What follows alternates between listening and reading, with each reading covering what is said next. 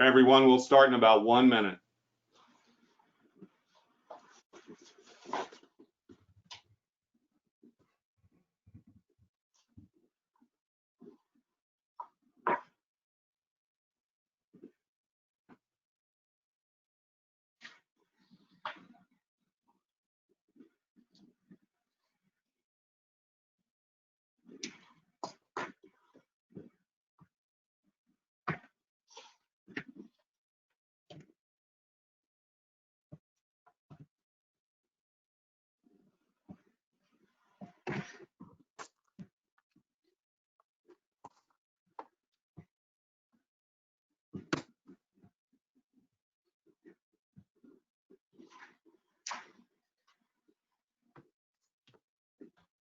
Good afternoon, everyone. My name is Mike Alexander, and I am the Director of the Center for Livable Communities at the Atlanta Regional Commission. Today, I'm excited to serve as your moderator. First, I want to say thank you for taking the time to join us on this special webinar focused on recent work by the Atlanta Regional Commission and the Fiscal Research Center of the Andrew Young School of Policy Studies at Georgia State University on the economic impacts of the COVID-19 crisis on Metro Atlanta and the state of Georgia. Before we get started, I'd like to go over a few notes about the GoToWebinar platform that we are using today. We've taken a screenshot of an example of the attendee control panel. As you can see on the right. You should see something that looks like this on your own computer desktop in the upper right corner. Throughout the webinar, you will have the opportunity to submit text questions or comments by typing your questions into the questions pane of the control panel. You may send in your questions at any time during the presentation. Today, there will be a final open-ended question session at the end. During this question session, all microphones will be unmuted. You will also see chat messages from us in that window. A few quick other notes. If you click to another application or browser, you may have trouble finding our meeting again. Look for either the blue flower petal icon in your ribbon bar at the bottom side of your screen, or look in one of those open browser tabs. The orange colored arrow on the control panel for this software will collapse and open the control panel. Also, if it's easier for you to read, you may unpin the question box from the control panel by clicking the square icon in the upper corner of that box. Once you click that drop-down arrow to the right side of that box. Today's training webinar will be recorded through the GoToWebinar platform. This recording will be made available to all meeting attendees via a follow-up email, and it will be posted on ARC's website. We have also added these presentations and the GSU report to the handout section on the right side of the screen. Finally, you will receive an evaluation survey after the meeting via email, and we'd appreciate any feedback that you would like to share with us. Okay, let's begin the webinar. We recognize that this webinar will serve as a beginning point and a benchmark for the ARC and our partners as we report on the impacts of this crisis on our society. As we learn and understand more about this crisis and conditions begin to improve, we are committed to regularly reporting to you about that to help you with your decision making. Today, we will begin with Bob Buschman. Bob is the Associate Director of the Fiscal Research Center and the Senior Research Associate with the Center for State and Local Finance, Andrew Young School of Policy Studies at Georgia State University. He will be presenting on their recent research and newly released report on pandemic-driven industry cutbacks and closures, Georgia sales tax revenue impacts. Bob will be supported in the question and answer session by Peter S. Bluestone, Senior Research Associate, Fiscal Research Center and Center for State and Local Finance with GSU as well. Next up, we'll have Mike Carnathan, our Senior Manager in charge of Research and Analytics. here at the Atlanta Regional Commission.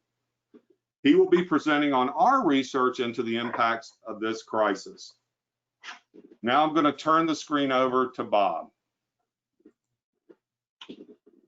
Okay, Mike, do you have my slides up now? All right, you should be presenting, Bob. Okay. Oh, I have to click on show my screen, don't I? Yep. There we go. Okay, as Mike said, I'm Bob Buschman. I'm an economist at Georgia State, along with Peter Bluestone. And we started work on this back in mid-late March when things were changing very rapidly. The report was published 2 weeks ago today, and we've learned even more since. But first of all, for those who why aren't my slides advancing? There we go. For those who aren't familiar with the Fiscal Research Center, we're a nonpartisan fiscal policy think tank that provides support to the state government, including, among other things, fiscal notes or scoring of revenue bills for the legislature. We also provide technical assistance to local governments and sometimes to other state governments. And we engage in more general academic sorts of research on tax policy, education, finance, and other topics.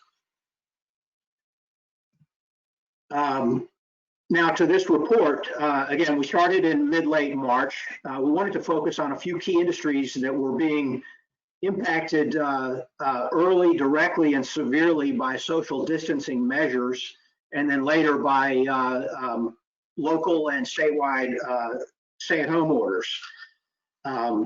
These include businesses that are where complying with social distancing is rather impractical, if not impossible.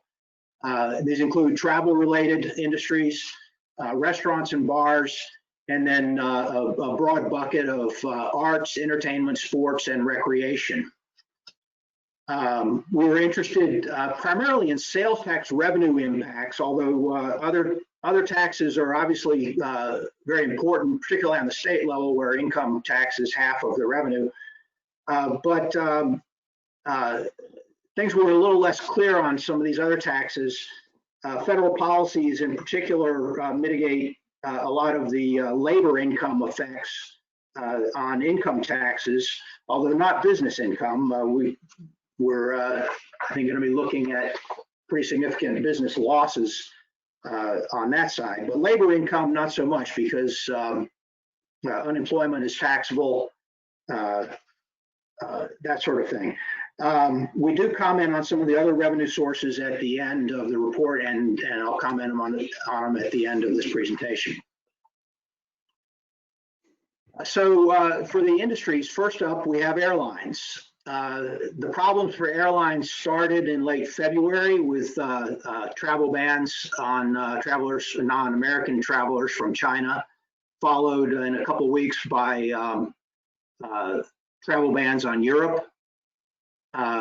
Delta, soon after that, announced planned capacity cuts of 70% of their routes. And on this slide, you'll see a graph of the Transportation Security Administration's reports of checkpoint travel numbers. The blue line being this year and the green squiggly line being last year. Since about the beginning of April, the number of travelers through TSA checkpoints has been running between 94 to 96% down from year earlier levels. Closely related to that, to the plunge in travel, in air travel in particular, this also hits the hotel industry hard. Businesses began in March suspending employee travel. Conferences and trade shows were canceled and postponed. Entertainment and sports events that people might be traveling to see were also canceled or postponed. Some vacation destinations were closing. The American Hotel and Lodging Association reports that for the week of April 14th through 20th, U.S. occupancy rates, average occupancy rates were down nearly 2/3 from normal levels to 23.4%, and revenue per available room night was down 79%. And roughly 70% of industry jobs had been cut back.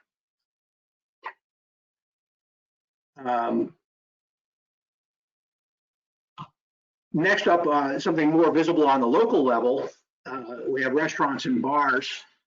They were initially restricted to takeout only in the metro area, starting with Atlanta on March 19th, soon after that by other local cities and counties, and then statewide starting April 30th. As we all know, many of them are now opening back up starting yesterday, but they were pretty much closed down.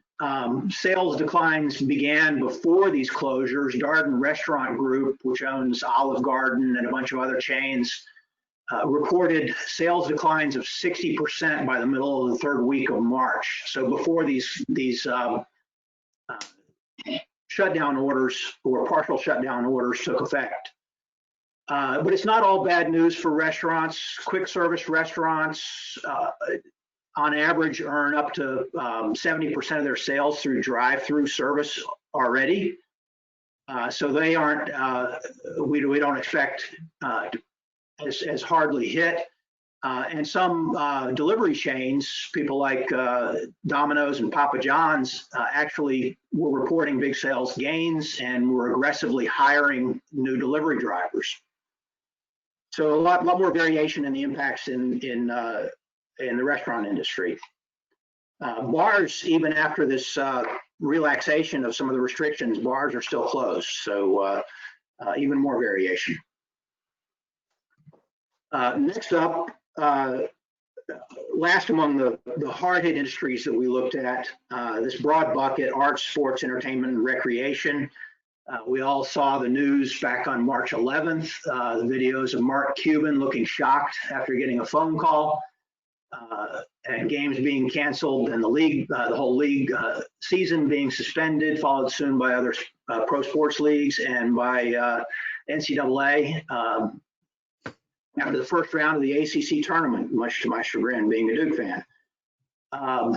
Music and performing arts venues quickly followed. Museums, historical sites, amusement parks, rec centers, gyms, bowling centers, all affected by statewide social distancing orders in Georgia starting March 23rd. Restricting public gatherings to fewer than 10 people. And then one sector that was not negatively impacted, but in fact positively impacted, was food and beverage stores. After the report came out, we found out that according to the Census March retail trade survey, that food and beverage stores saw gains of 28% year over year. And Kroger in particular saw 30% same-store sales gains over March of 2019. So to put these industries into a broader context, this table here shows these industries' share of state GDP and of labor income in the state, employee compensation, air transportation and food services being the largest, 2% of GDP and 2.2% respectively. Food services and drinking places are an even bigger share of employee compensation in the state, and an even larger share of the state sales tax base, 14% of the state sales tax base. Air transportation is a tiny share of the state sales tax base, primarily because airfares cannot be taxed by federal law.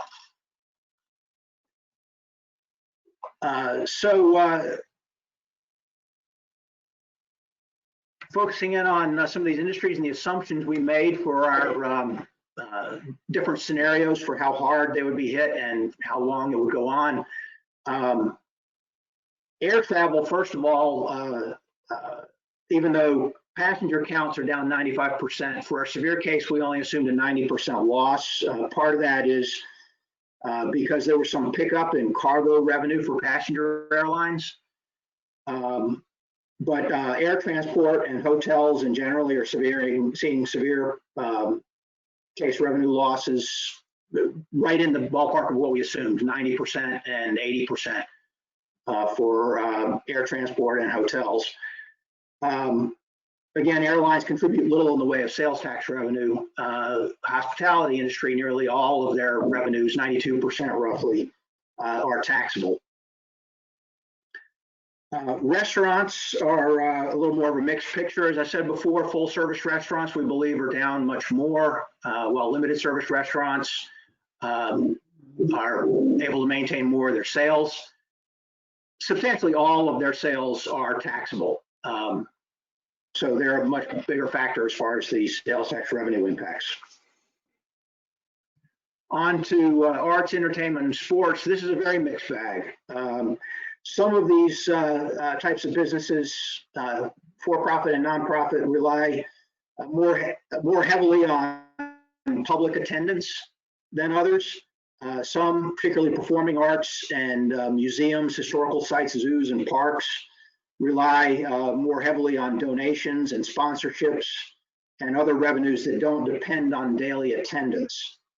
The taxable shares of their revenue also vary greatly, depending on how much of the revenues come from admission charges, food and beverage service, and merchandise sales. And then finally, the food and beverage stores. For the severe case, we assume 30% gains.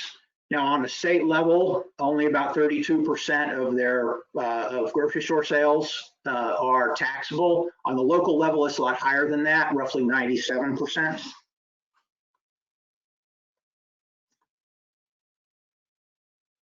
So we made all these different assumptions for these different cases and plugged them into IMPLAN, which is a regional input-output model that some of you may be familiar with.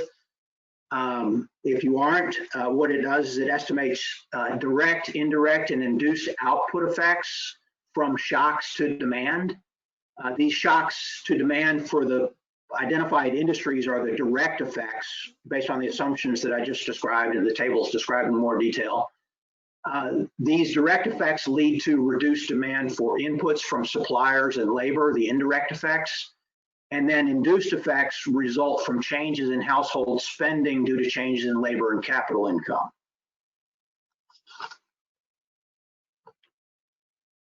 The model results are reported as changes in sector gross output and value added. So by summing the value added changes across all the sectors, we can derive state GDP impacts. And then by applying state and local sales tax rates along with assumptions about taxable shares of sales by sector, we can estimate impacts on sales tax revenues. So on to the results.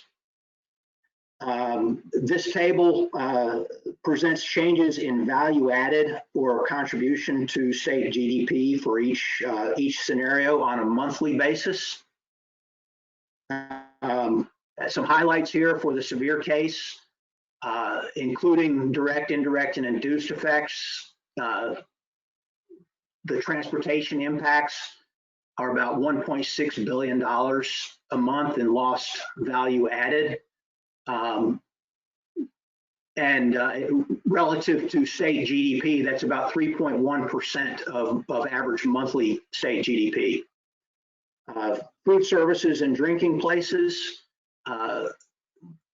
only slightly less, close to $1.6 billion in monthly value added loss, about 3% of average monthly GDP in 2019.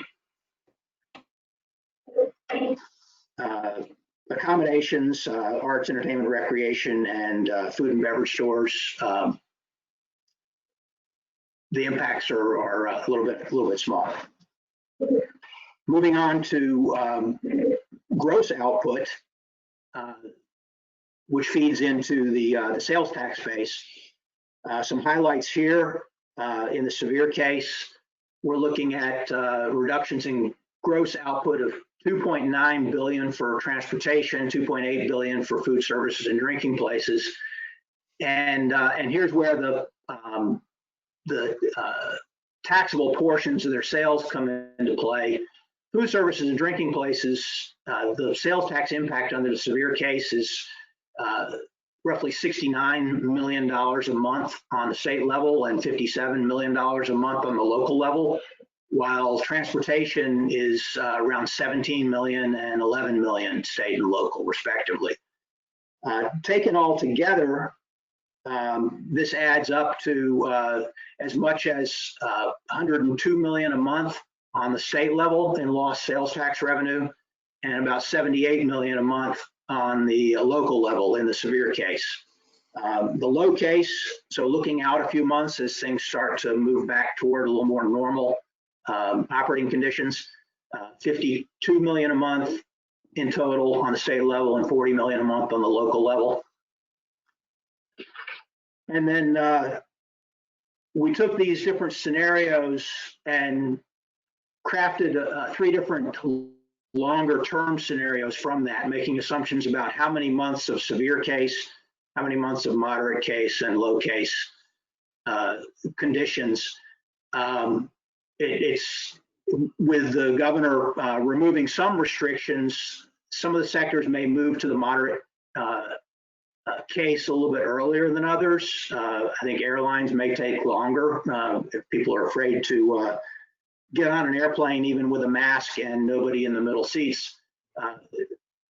People may still be hesitant for a while to get back on airplanes. So these scenarios aren't perfect. We had to simplify things to have tractable tables. But under an extended scenario where we're in severe case conditions for 4 months, followed by fewer months of moderate and low case, we're talking about a $25 billion impact to state GDP. And to put that in context, state GDP in 2019, I believe, was around $600 billion. So that's about a 4% hit to state GDP just from these industries that we're focusing on here. So when you look at economists' estimates of overall impact on GDP, you're going to see a lot bigger numbers for the second quarter in particular, and still some negative numbers for the third quarter, followed by reversals in the fourth quarter, some big gains in the fourth quarter, hopefully. But for the full year, just from these industries, we're looking at about 4% of state GDP. And in terms of state and local sales tax effects under the extended scenario, $700 million on the state level, $550 million on the local level, together roughly $1.25 billion. Under the shorter scenario, which is probably unrealistically short, you're still talking $750 million combined effect for state and local.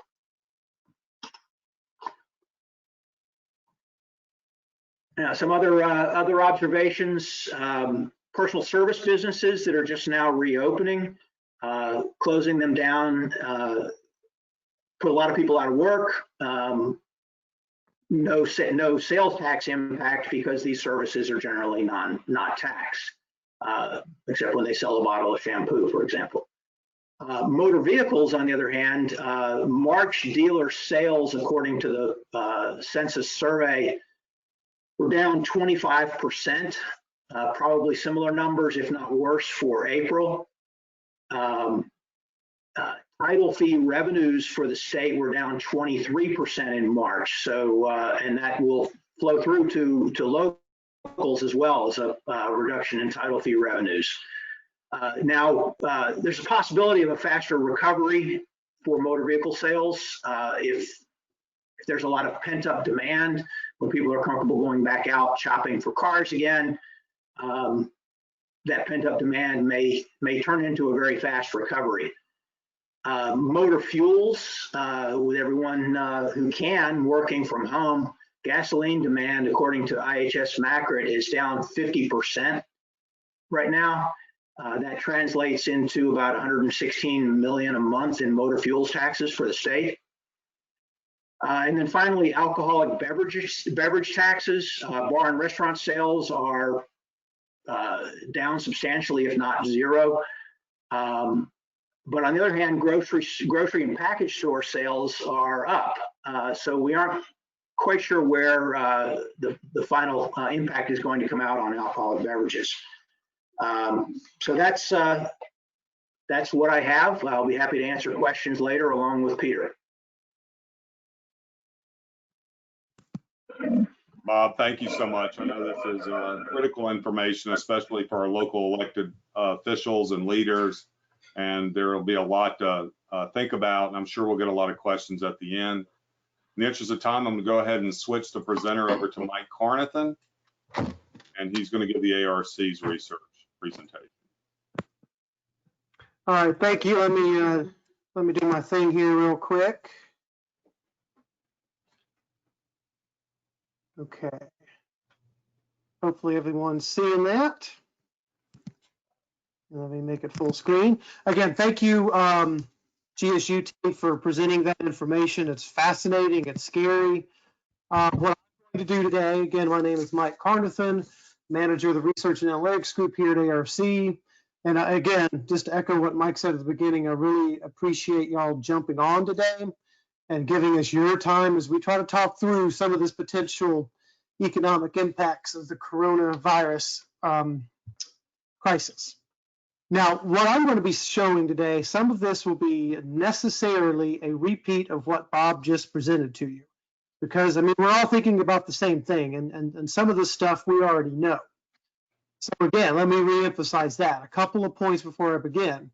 A lot of the stuff I'm going to be showing you, you probably already know, whether that's just intuitively or empirically. But what we're trying to do is just package it up and stitch together a narrative of what we're thinking the impacts on the Metro Atlanta's economy going to be. And secondly, and we have to acknowledge this, and Bob mentioned this too, it's very hard to get a good grasp of what's going on because it's ever evolving. And yes, I'm going to use a word that we all hate now. It's unprecedented. Again, the narrative that I'm going to be sharing with you today will probably be a completely different narrative that we'll share with you a couple of weeks from now. And of course, it's made even harder because this is a dual-pronged crisis. It's a public health crisis as well as an economic crisis, and the two are playing off of each other. So, you know, we're not going to, you know, how the economy recovers is going to largely depend on how we deal with the virus and people getting sick from it.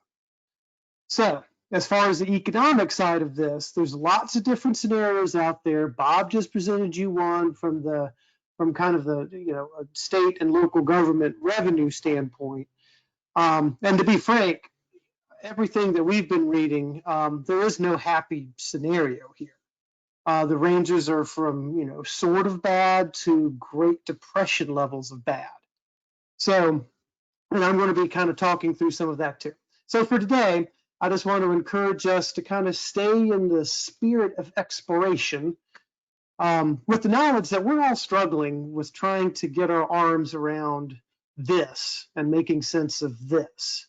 And as more information comes, and you know, we're going to be constantly on it, we're constantly seeking new ways of describing what's happening. We'll do our best to process that new information and evolve our narrative.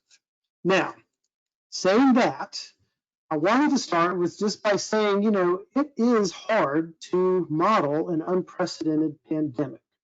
And, you know, we at ARC, you know, we take pride in our ability to model things, whether that's a transportation model, whether that's a land use model, or whether that's an economic forecasting model. That's kind of our bread and butter. But even to us, we were trying to figure out how can we get our arms around this.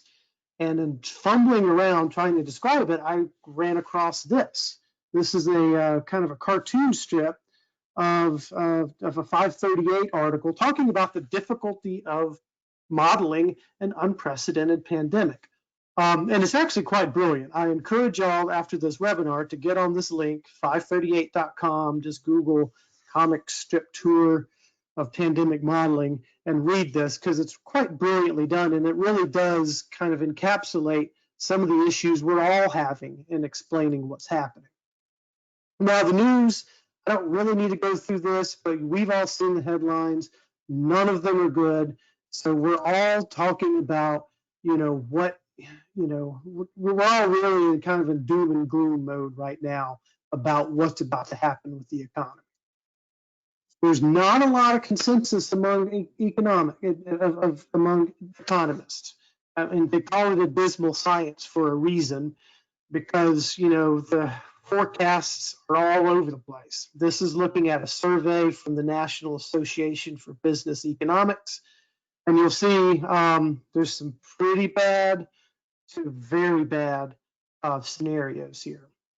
Now, one of the things that we look at, and we do have some public health models that we've stood up on our web pages, both at the Atlanta Regional Commission and at www.neighborhoodnexus.org, is we're really trying to understand the public health side of that, because understanding the public health side will help us understand the economic side of this. And one of the things that we're looking for is our efforts in flattening the curve working? And one of the tools that we built is this kind of this exponential growth model that really is looking at just the next 5 days. And one of the things that we want to see is those orange dots, which are actually confirmed cases, compared to what the estimation would be if we continue on kind of the last 5 days growth curve. And so what we'd like to see is those orange dots on the right side of the blue line instead of the left side of the blue line, because that tells us that, yeah, we are beginning to see some of that curve flattening. Now, you've seen this. This is the initial claims for unemployment insurance in Georgia. It's impossible to make a pretty graph out of this just because of what happened over the last 2 weeks. And so if you want to kind of, get a closer up look, it essentially goes from 0 to a lot very, very quickly. And this by the numbers in Metro Atlanta, it's about 660,000 people have filed for initial unemployment insurance claims over the past month. And the claims are concentrated exactly where you think they are. We're going to go quickly through this because Bob already talked about the affected industries, but we're really talking about accommodation and food services and arts and entertainment and recreation. But again, because of the multiplier effect throughout the economy, we're going to see ripple effects in many, many, and really all other industries. Now, when a good researcher is tasked with figuring something out, the first thing they do is go to the Google, which is what I did. And I found something really wonderful that Google did, and it's called COVID-19 Mobility Reports. And they have it for every country in the world and every county in the United States. And essentially what it looks at is how much less are we traveling to certain locations. Here you see retail and recreation, for example. We are traveling about 40% less to those places, but in contrast to like grocery and pharmacy stores, like Bob alluded to earlier, we're still going to grocery stores. We're still buying things because we have to have groceries. We also see an uptick in visits to parks. But public transportation, on the other hand, we see just a vast decline in visits to transit stations. And I think our next webinar, we're going to talk about travel patterns that we're seeing and how they're affected by the COVID virus, but there's just no way around it. Public transportation is getting hammered right now, and Google is showing that through the decline in visits. We're also seeing a decline in work and a decline in visits to workplaces, which is exactly what we would expect. And we also see that, hey, we are staying home more. So, Google is accurately portraying what we kind of already intuitively know. Now, I wanted to throw this out here just to show you just how unprecedented this is, and I know we don't like that word, but just the decline in retail and food services sales, we've never seen anything like this. So it really is that bad. Obviously, air travel is severely limited, going from around 190,000 flights to around 50,000 flights today. We aren't driving as much either. This is just looking at just the decrease in traffic volume. And after you get off this webinar, go travel on the connector, and you'll see exactly what this graph is depicting. We're also already seeing missed rent payments. And so the National Multifamily Housing Council tracks the percentage of rent payments made by the first of the month. They do go and update this and show the percent of payments made by the end of the month, which does increase this about 10%. But the point of the matter is about double the share of people are not paying their rent. And it's only in April we expect this to get much worse. And so the travel limitations and that we're seeing just means that we're just not going to these places anymore. And this is data from SafeGraph. And SafeGraph is, again, another one of those big data companies that tracks movements based on cell phones. So it knows where your cell phone lives based on, nighttime patterns, and it knows where it goes. And our team, and they've done a wonderful thing. They've actually released their data for free. And so our team of data scientists at Neighborhood Nexus have taken a lot of this data down and have made some really great visualizations on the Neighborhood Nexus page. I encourage you to check them out. But what we're looking at here is just the decline in travel to these certain places. And again, it's exactly what you'd expect. We're not traveling to the airports, bars, movie theaters, or shopping malls anymore, as evidenced by how deep those bars are. But at the same time, we're still sort of traveling to supermarkets and general merchandise stores. And what I found fascinating is you'll see the blue bar here, which represents supermarkets, and the brown bar, which represents general merchandise stores. You'll see that big jump up. They sort of peak right there, right around in the week of March 15th. Well, that's when everything started shutting down. So this is just sort of evidence of kind of panic buying, people seeing what's coming and going to the store to stock up. These data can also get very specific. It can show you exactly which stores are suffering the most. Home Depot, we're not really seeing much of a decline in visits to Home Depot, but we are to Starbucks. And then finally, we can also track this by metropolitan area. And you'll see Metro Atlanta is really not any different than any other metro area. Beginning of the week of the March 15th, just overall relative foot traffic, just visits to places other than home, just kind of falls off the cliff. And every metro follows that same basic pattern. Except if you kind of dig in a little bit deeper, you'll see that Metro Atlanta is a little bit different, because you'll look at places like Seattle, San Francisco, and New York. They kind of started the social distancing and stay-at-home orders a lot earlier. So they start declining. So they start going slower a lot sooner than we are.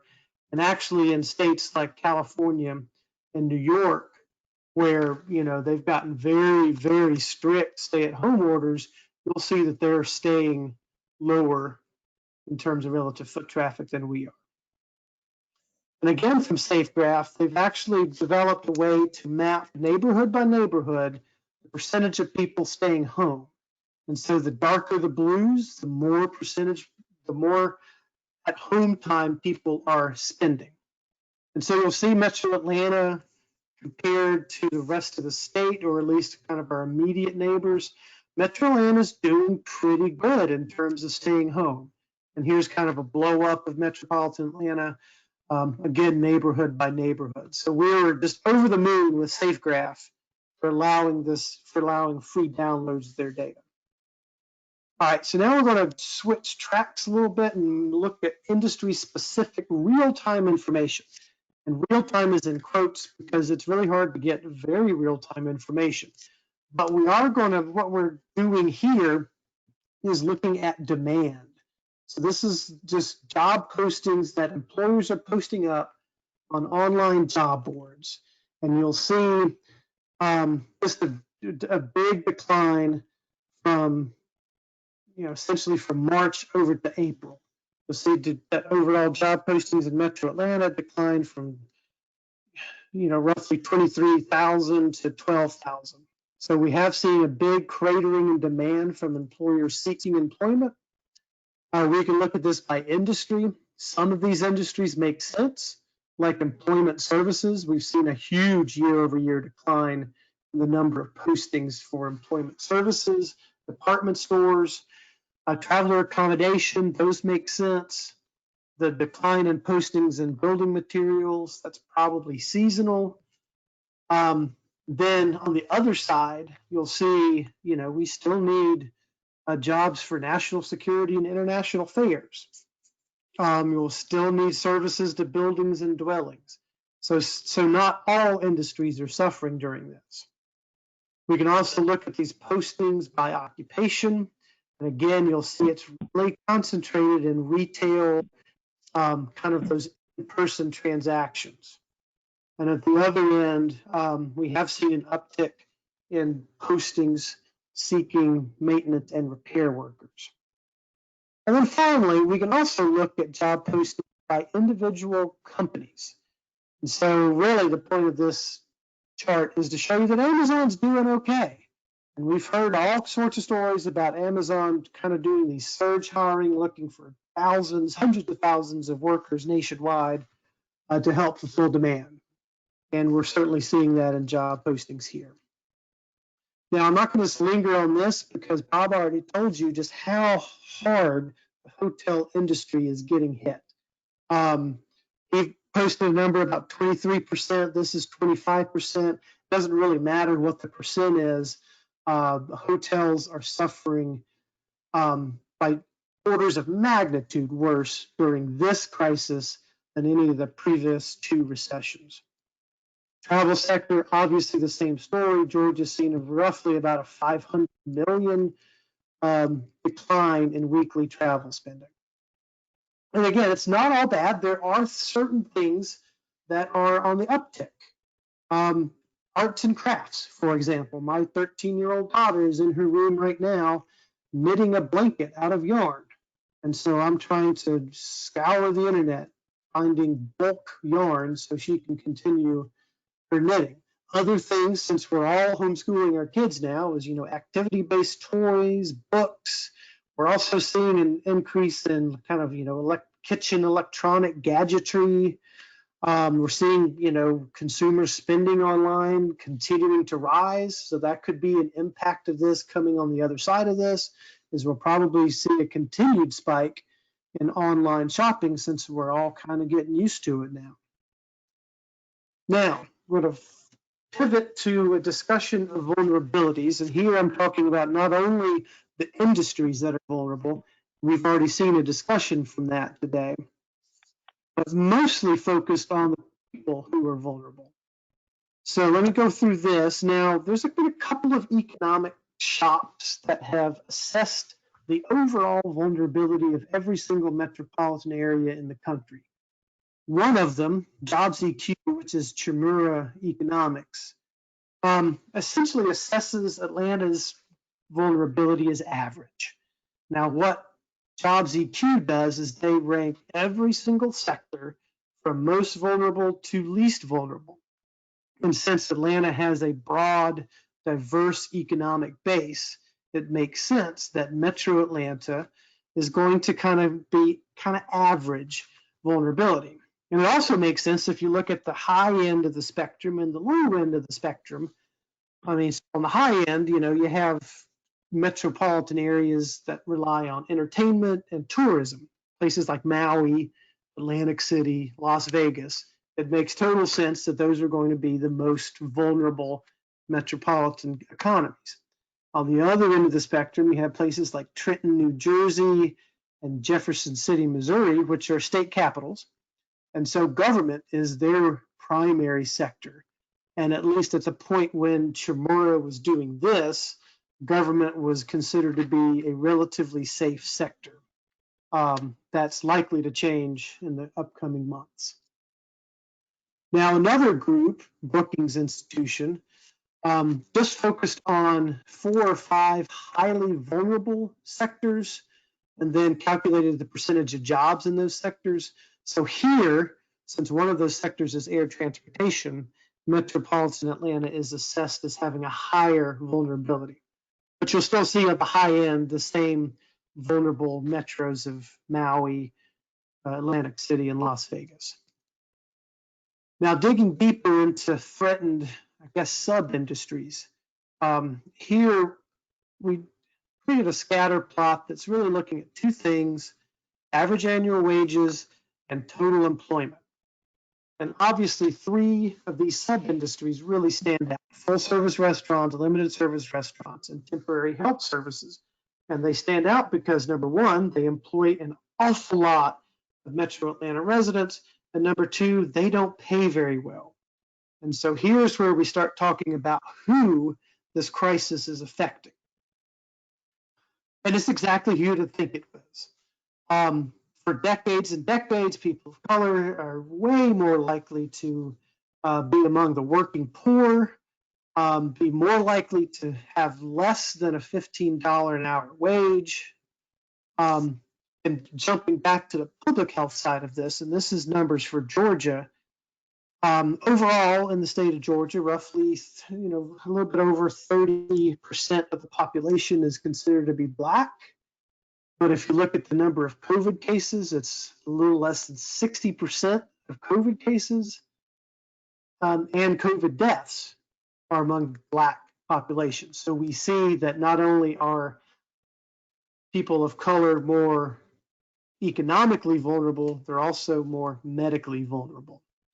And this is not just Georgia. We're seeing this across every state in the nation, this disparity between the races and who's being hit with this virus.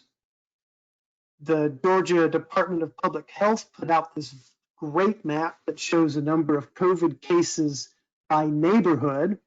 And so you'll see, if you can look at my cursor moving, here is sort of Metro Atlanta, here's South Fulton, and you'll see Clayton County, Henry, South DeKalb. Well, those are areas that are majority people of color. And so you'll see those same neighborhoods are the ones that have been suffering from poverty and suffering from other systemic disparities. We're seeing that happening here now too. And then of course you can't show this map without acknowledging the tragedy that's playing out in Southwest Georgia. They're really suffering down there. So here's another map that looks at just the threatened workers. So here, this is just the percent of workers working in food and accommodation and arts and entertainment. So you'll see it's, the high range is 34%, but the high range is represented by the dark browns and kind of this orange color. So now we can kind of compare this with some of the other spatial disparities that that's just part of our system. So you'll see percent people of color, many of these neighborhoods are the same. Percent of low birth weight births. This is getting into that medically vulnerable population. Lacking health insurance. You should be seeing some spatial similarities. And then finally, percent in poverty, getting back to the economically vulnerable. So again, the people who are being affected by this is exactly the people we would expect. And I want to show just one slide about what's happening before, because it's not like we've seen tremendous gains recently in leveling out these disparities. Now here's the complicated chart. I love making complicated charts, but the point of this is looking at these common low-wage occupations and what is happening in Atlanta compared, just looking at wage change since 2013. Now, some of these common low-wage occupations are, food prep folks, waiters and waitresses, cashiers, again, those industries that are being affected, those people who are losing their jobs, Now, for the past 5 years, those folks haven't been getting wage gains. And it's not just a national thing, it is really solely focused on Metro Atlanta. So we came into this crisis already having just great, huge disparities in just systemic issues. And everything is right now is pointing to us coming out on the other side of this with even bigger challenges with these systemic disparities and these systemic inequities. Now let's switch and let's finish up on just what the economic models say. Now this is kind of a two-pronged approach here with our economic models. We're looking at lightweight models. It's really just kind of using a simple multiplier effect, very similar to what Bob was talking about with the IMPLAN, looking at direct, induced, and indirect impacts on the economy, sort of that ripple effect. And then we're also going to be looking at some very preliminary results from our heavyweight modeling tool called REMI, which is an econometric modeling tool that's a forecasting tool, and it can it's very dynamic. It has thousands and thousands of different policy levers you can push and pull to kind of understand what's happening. Now on the lightweight side, we built this tool that's going to be up on our Neighborhood Nexus page, either today or tomorrow. And it's really just, again, it's a multiplier effect. It's kind of a what if exercise. It allows you folks in local jurisdictions to kind of play around with a likely economic impact, likely ripple effect of the economy if you say lose 50% of your jobs in the arts, entertainment, and recreation sector. Now, according to the GSU folks, this is kind of a moderate conservative loss, but I just went ahead and plugged in 50%.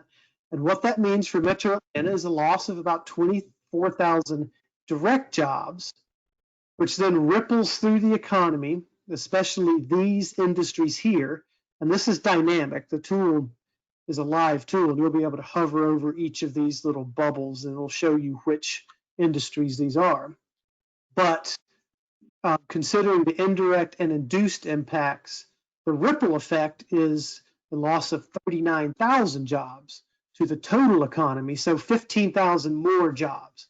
So that's the multiplier effect of arts and entertainment. We can look at this for full service restaurants. Again, assuming a 50% job loss, that equals to about 55,000 direct jobs and 66,000 total jobs. And then air transportation, which actually has a high multiplier effect. So if you take 50% of those jobs out of air transportation, you're talking about a 15,000 job loss, but that translates into about 27,000 total jobs in the economy and many, many other services affected. So that's sort of the lightweight. That's sort of the lightweight modeling that we've built. And again, we're going to make that available on our Neighborhood Nexus page for everyone to play around with. Now, switching to the heavyweight modeling, a couple of things that we looked at, and again, this is very similar to what Bob was talking about, very similar to the thought process they went. Now, the sectors in REMI are just different than the sectors in IMPLAN, but you'll see many of the same kind of distressed industries.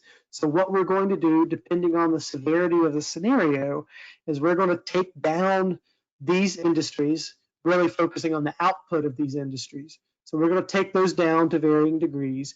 And then you have the surging industries, and we're going to kind of bump them up in varying degrees based on the scenario. And here's what our very initial process produced. Now, this was before we even attempted to model anything with the CARES Act. But essentially what you're seeing is, again, accommodation and food services getting hit the hardest, transportation and warehouse also getting hit hard.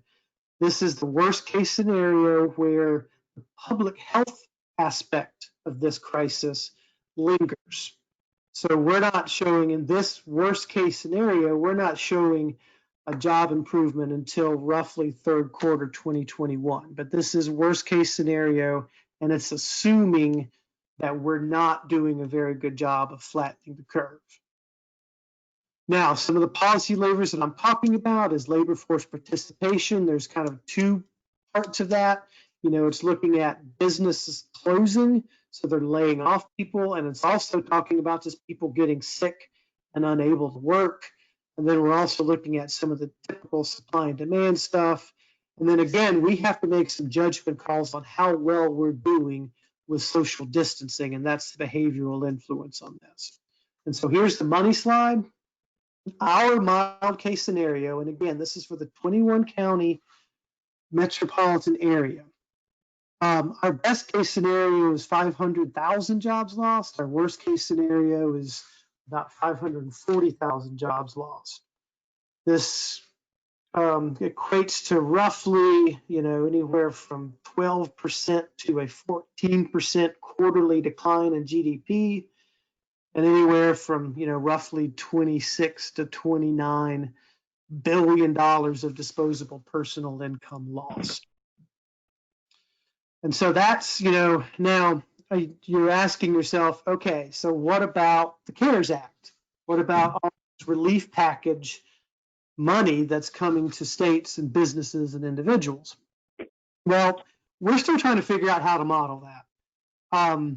There's just too much that we don't know right now. So we took an initial pass at it, and the results the results were all over the place. So we're, with these dynamic models, Remy, you can't just throw in, $4 trillion of stimulus and expect the model to give you anything approaching rational results. But our preliminary analysis and what we feel sort of comfortable saying at this point is that with the CARES Act, we could probably mitigate these job losses, probably in the 15 to 18% range, just depending on which scenario. So, so it will have an obvious impact on mitigating some of these jobs losses, but it's not going to mitigate all of the job losses. But we're going to continue doing our best modeling what the CARES Act and what all these trillions of dollars of stimulus is going to, how it's going to help mitigate some of these impacts. So now, just summing up, again, 660,000 workers have filed for unemployment insurance over the past month. This equates roughly, and again, that's why I'm underlining roughly, it equates roughly to a 22% unemployment rate, roughly about $5 billion loss in lost compensation per month, and about $5 billion in lost sales from businesses per month. And then there's the social side of this too. It's hard to put dollars on this. But other things that we've been hearing and thinking about is, well, food insecurity is going to become an even bigger issue once the school year is over. Now, schools have been serving food on a limited basis because schools are open. But once schools officially close, we're worried about how the food insecure is going to continue to get food. Majority of licensed childcare centers have temporarily closed. We don't know what's going to happen or how many of these centers are going to return to normal operations. Absenteeism, as you would guess, in our K through 12 is skyrocketing in a virtual learning environment.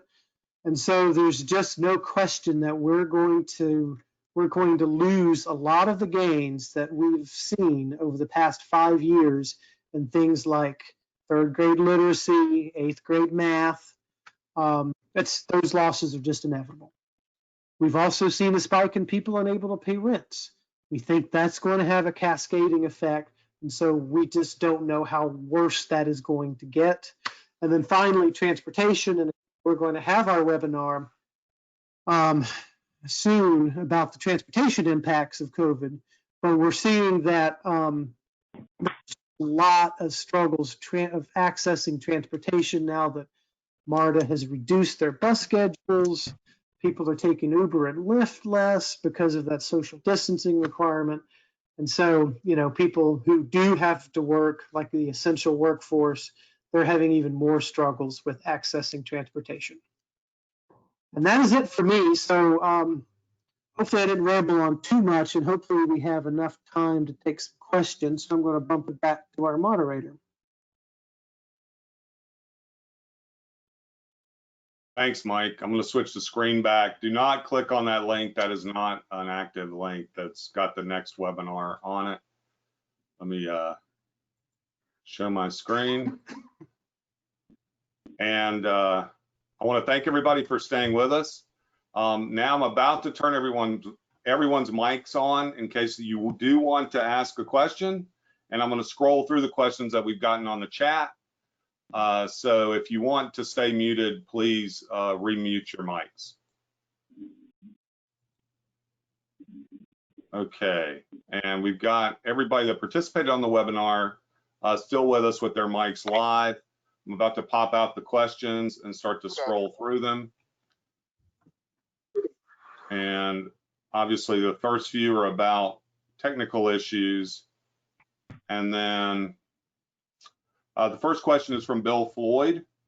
What percentage of the sales tax loss is from the 10-county metro region? How much is that 1% of the tax like SPLOST and MARTA? Bob and Peter, I know you did statewide results, but maybe you want to talk about the scaling for the metro region. And of course, MARTA's footprint and counties that they function in. Yeah, we did not try to drill down to the local level on that. Peter may be able to talk about some of the more localized capabilities in IMPLAN. But from the results that we published, I think you would need to sort of drill down manually from what's the percentage loss from a certain sector and share that down somehow to the local level. We didn't try to do that, frankly. Yeah, and I know we are very focused on local government sales tax receipts and the data that the state will be providing.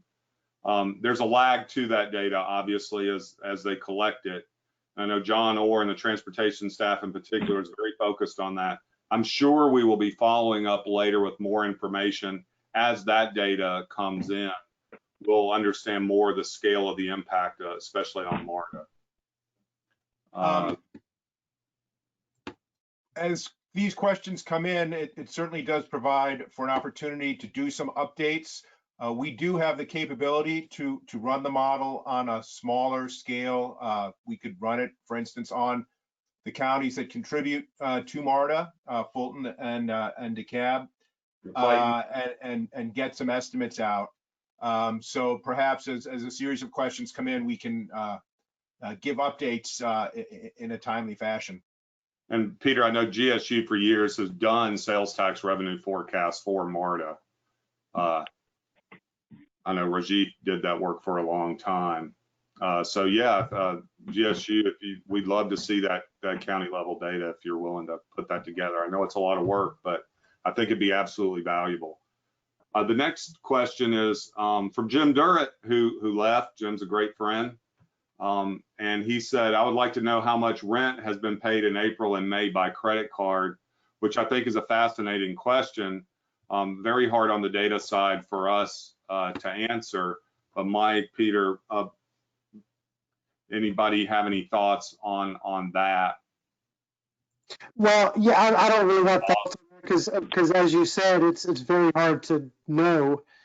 But I mean, it's going to be interesting to see the May numbers about people struggling with this because, our Metro Atlanta Speak survey, before this crisis showed that, roughly 30% of people would have a hard time paying a $400 emergency. And a lot of people are paying for those emergencies via credit card. And so I imagine that debt is going to start racking up again as people have to pay for these essential services like rent. Right. Yeah, that's something we'll look into. How about impacts to the film industry? Kelsey from Kelsey from our staff asked that question. I think it's a great question. I know I've got some friends that are, everything they were working on was shut down, obviously, because they can't film here in Metro Atlanta. Bob, Peter, Mike, any thoughts on that? We have looked at the film industry somewhat in different iterations. Film industry is tough. As you're aware, the Department of Audits, or maybe aware, Department of Audits did a very thorough economic impact study of the film industry. And in the short term, I would suspect that the impact is pretty substantial.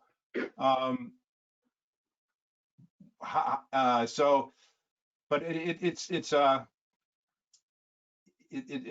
tough one, just because there's not a lot of data on annual revenue, and the data and the projects are lumpy. And then, as Peter, I think you pointed out in the past, one of the complicating factors there for the film industry in a model like Implant or even Remy is, there are a lot of jobs in the state, but a lot of the income that's earned from film and TV in the state goes out of state, so you don't get the multiplier effects from it. Because, a lot of the money does go to the stars and the directors and the producers. Right.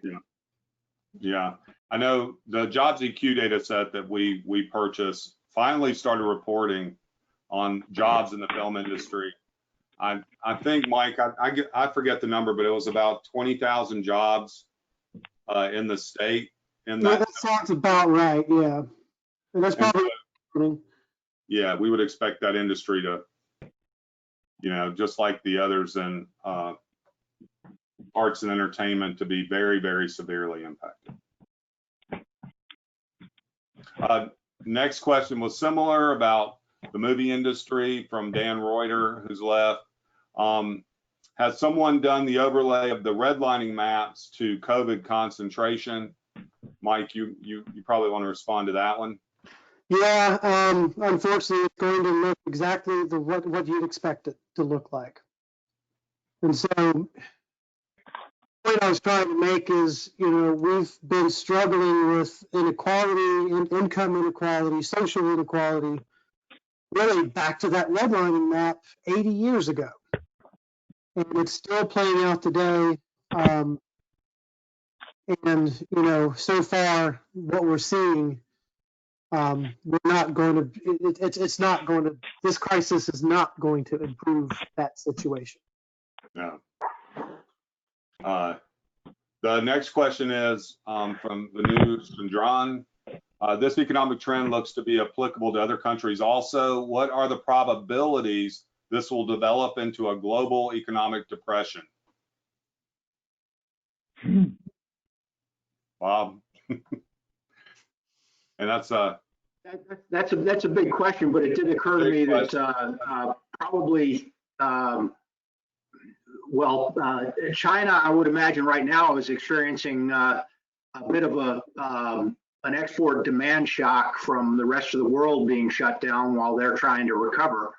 But as far as what the ultimate effect is going to be globally, that's a big question.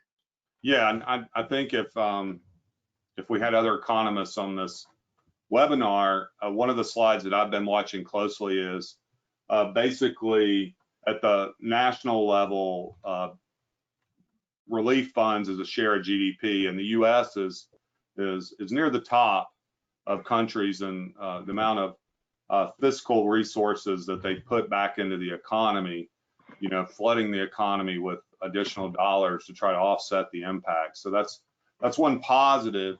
Obviously, there's a lot of news around examples where the loan programs, they're completed or people didn't get access to the funds that they wanted.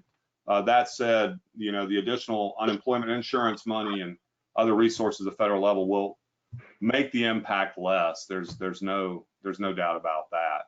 It doesn't That's mean right. that it's not going to be absolutely severe.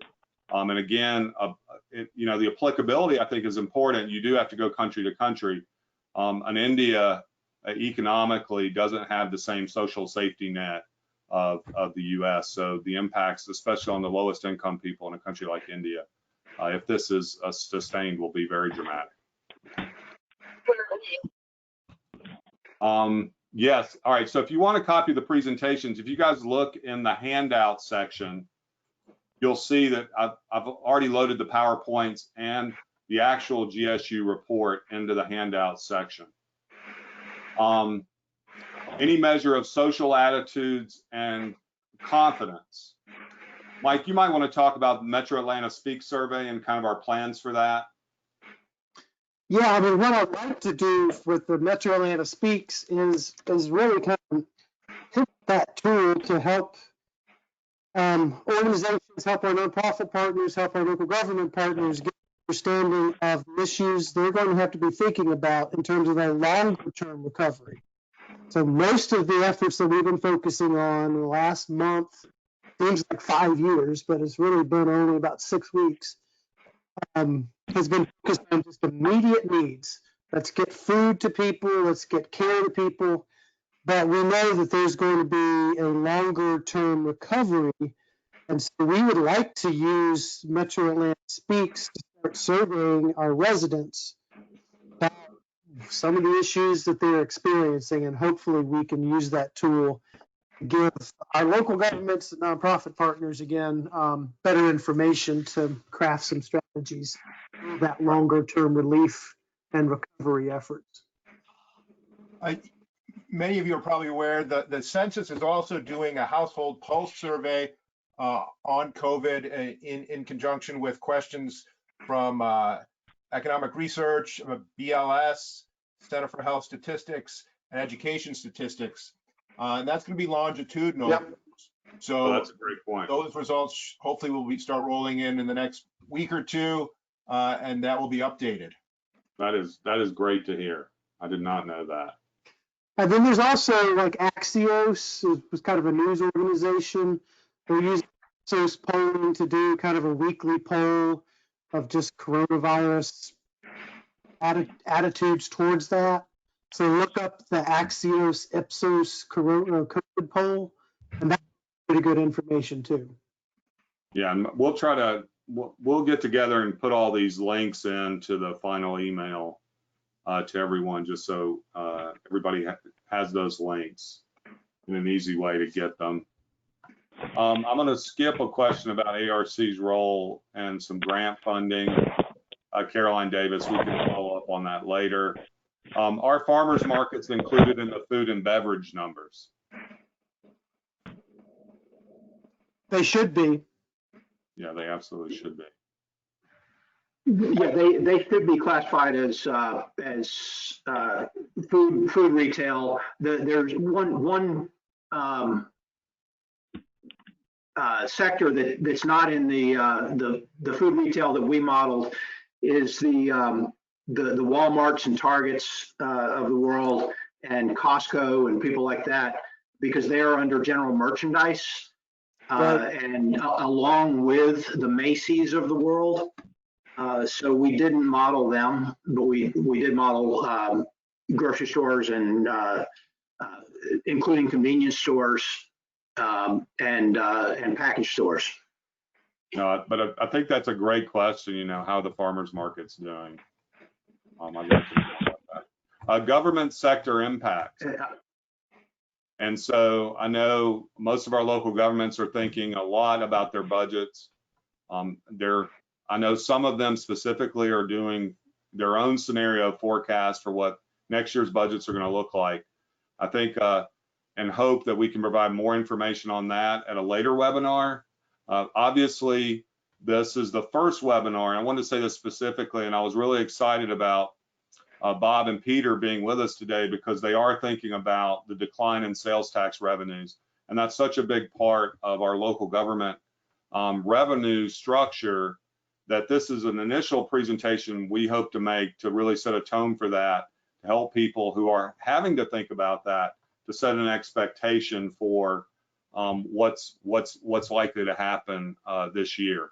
So I hope this webinar has been helpful on that, and there will be more to follow as we learn more about this. We will absolutely be reporting out governmental sector impacts as we know more.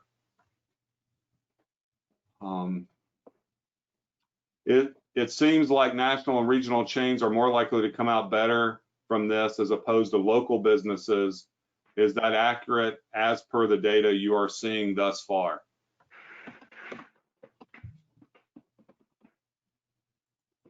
Anybody? I mean, the stories you see in the popular press and some of the evidence that is being suggested about who's able to take advantage of some of these federal loans and programs does seem to support that idea that at the end of this, the bigger operators will have survived, and smaller operators will have been more of the casualties. Yeah, it's a great question. I mean, that's just a question of margins, right? I mean, the bigger operators typically will have larger margins, and so they can, stay limited longer than local businesses.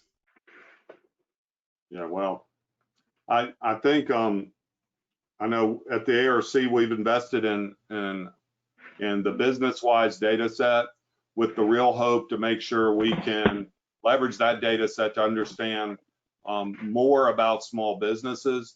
We're just learning how to use that data resource, and we're committed to that partnership of business-wise. So again, as we understand more, we'll be reporting more about how we think small businesses are being impacted. Particularly, we're hoping at the neighborhood level to make sure we're providing everyone on this webinar as much information as possible so that you can be more targeted in the local resources that you're going to be bringing to bear to try to help those local businesses, because we all are committed to them. We want them to survive. And of course, their ability to weather this multi-month crisis is going to be really it's going to be hard for them. Any data on increased cybersecurity breaches attacks in the region during the COVID timeframe? I don't know of any. Anybody else? I don't know, but we can certainly check with our UASI colleagues and see if they're hearing of anything. Yeah, we got to. What do you anticipate the long-term impact to be on property taxes? And I know that's coming from City of Atlanta Public Schools from Rachel. It's a great question. We are thinking about that. We just all had a meeting not too long ago, and that very question came up. And so we will likely have something out on that, hopefully relatively soon. Okay. Wow, that's great to hear. Are we building in enough time in our economic recovery for widespread vaccination and not just that the vaccine exists? In other words, how do we know that we have a significant vaccination by 2021 Q3? It might be only limited by that point due to supply. That's from Kofi. Well, I mean, part of our economic modeling using REMI is making some of those judgment calls about the response on the public health side of things. And so when we're laying out the range of possibilities from best case to worst case, we're assuming that, number one, flattening the curve isn't really happening until much later than what we initially thought. So I think summer, and this even going into the fall. And then yes, vaccinations, treatments, all of that has to play in with returning all the way back to a normal economic situation, which is why some of our scenarios are showing, continued job losses, although they trickled later in the later quarters, but we're showing sustained job losses until Q3 of 2021. From Maggie Leah to support a report, how would a state or local government raise money to make up for this? It's just taxes, fees, or bonds, right? Question mark. Are there caps on bonding capacity?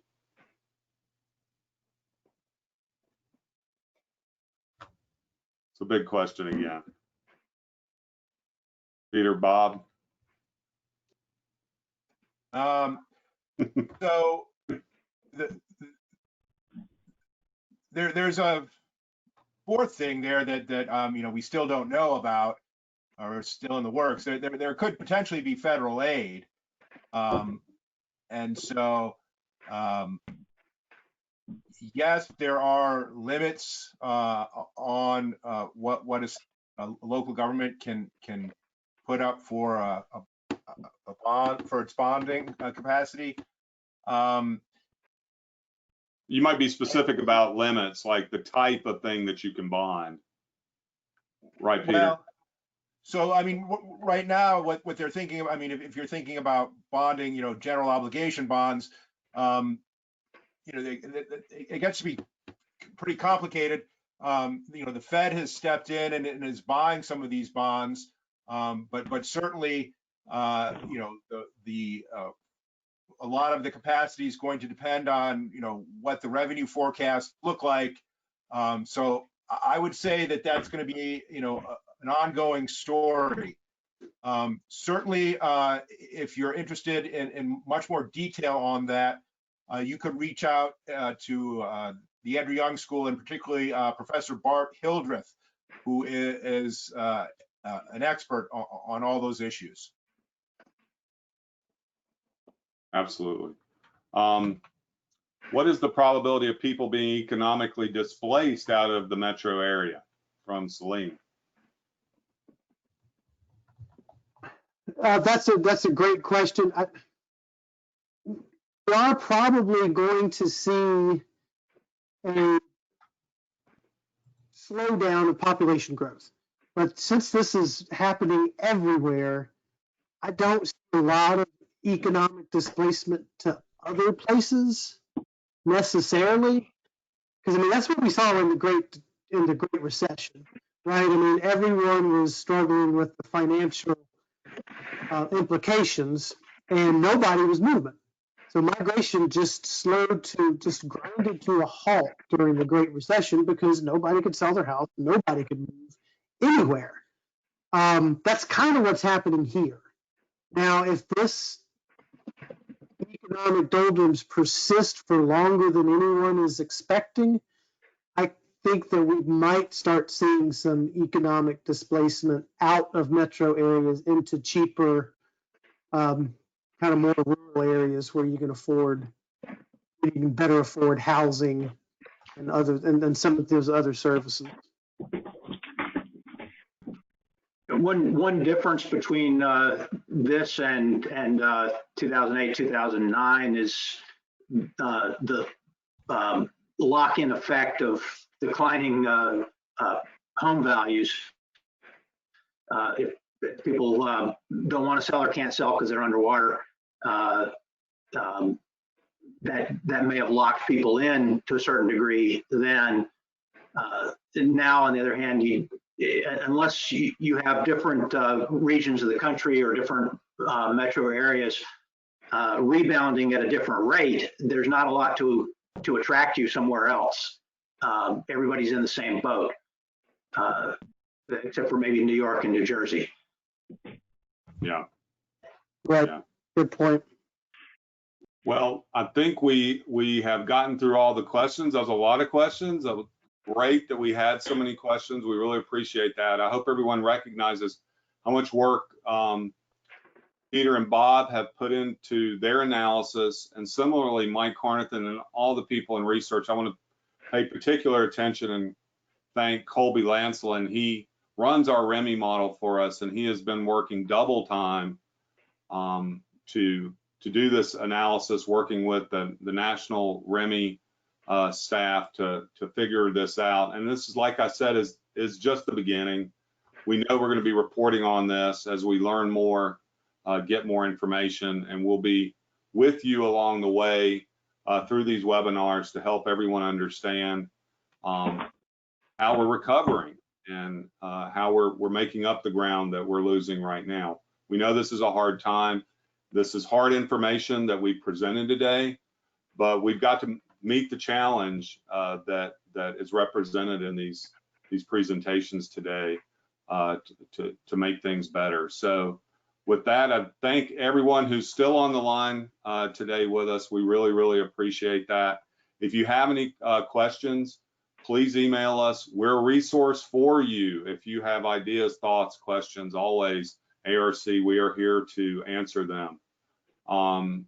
Oh, wait, we just got some more questions. We'll answer those in the chat so that we can be respectful of everyone's time. Again, thank you so much. Please be safe in everything that you do. Thank you.